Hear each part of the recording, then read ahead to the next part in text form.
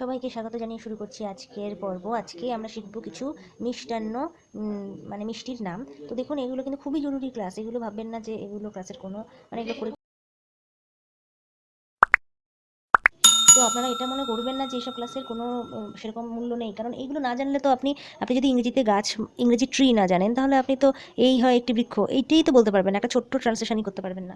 ঠিক তেমনভাবেই সংস্কৃতে কিছু শব্দ যদি আমি না জানি, তো তাহলে তো আমি কোনো রকম কথা বা কোনো রকম কিছু মানে বুঝবো না। তো প্রথম আমি যে শব্দগুলো বের করছি খুঁজে খুঁজে, যেগুলো হচ্ছে খুব সহজ কিছু শব্দ, একটুখানি আপনাদের মোটিভেট করার জন্য, এবং তার সাথে সাথে কিছু কিছু কঠিন, মানে যেগুলো অতটাও কমন নয়। যেমন প্রথমে একটা লিখেছি দেখুন, সন্দেশ। তো সন্দেশটা দিয়ে আপনারা বুঝতেই পারবেন যে এটা সন্দেশাহ, মানে সন্দেশ হবে। তো এবার তার সাথে সাথে তারপরে যেটা আছে সেটা কিন্তু দেখুন একটু কঠিন আছে, যেটা আমি না বলে দিলে হয়তো অনেকে বুঝতে পারবেন না। তো সেই জন্য আমি চেষ্টা করছি আপনাদেরকে সব রকমভাবে শেখানোর, যাতে আপনাদের কখনো এটা মনে না হয় যে খুব কঠিন লাগছে ভাষাটা। আমি যতটা সম্ভব চেষ্টা করি ভেবে চিন্তে এমন কিছু ভিডিও আনা যেটা আপনাদের কাছে খুব সহজবোধ্য হয়, প্রাঞ্জল হয়। তো সেজন্য অবশ্যই ভিডিওগুলো কিন্তু আপনারা দেখবেন, আর এই ভিডিওগুলো একটু মন দিয়ে শুনবেন। আর যখন এই জিনিসগুলো আপনারা, সে মিষ্টি হোক বা ফলমূল হোক বা যা কিছু হোক, সেটা যখন আপনারা আশেপাশে দেখবেন, তখন একটু মাথায় আনার চেষ্টা করবেন যে এই জিনিসটা সম্পর্কে আমি কি শুনেছিলাম শব্দ।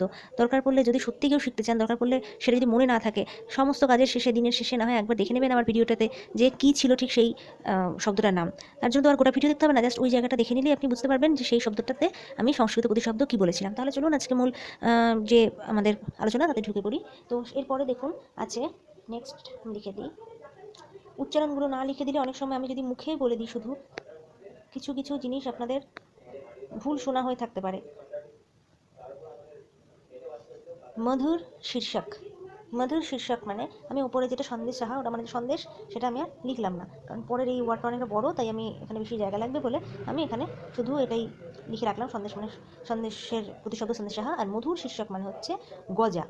এখানে এটি যাবে, এখানে আমি লিখে দিচ্ছি গজা। আবার আমরা অনেকে এটিকেও খাজাও বলে থাকি।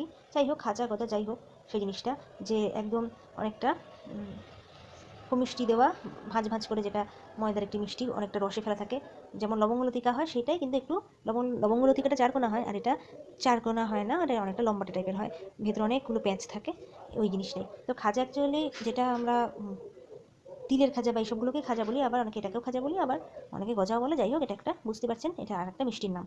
এরপরে চলে আসছি তারপরে যেটি আছে সেই শব্দে, একদম এই পৃষ্ঠার শেষেরটি লিখছি, তবে এটাই কিন্তু সর্বশেষ নয়, এরপর আরেক পৃষ্ঠাতে আমি লিখব। আর বলার অপেক্ষা রাখে না, রসগোল্লা মানে রসগোল্লা। আরও কিছু মিষ্টান্নাদির নাম শিখে নিচ্ছি। প্রথমে আছে লড্ডুকম, মানে হলো লাড্ডু, নিজেই বুঝতে পারছিলেন আপনারা। কুণ্ডলিকা, কুণ্ডলিকা কেউ কেউ বুঝতে পারবেন, কুণ্ডলি করে যেই মিষ্টি থাকে, মানে পেঁচানো যে মিষ্টি হয় সেই মিষ্টি, অর্থাৎ জিলিপি বা অমৃতি, দুটো ক্ষেত্রেই কিন্তু চলবে কুণ্ডলিকা। আচ্ছা, এরপরে যেটা লাস্টে একদম, মল্লাপুপাহা, মল্লপুপ মানে হলো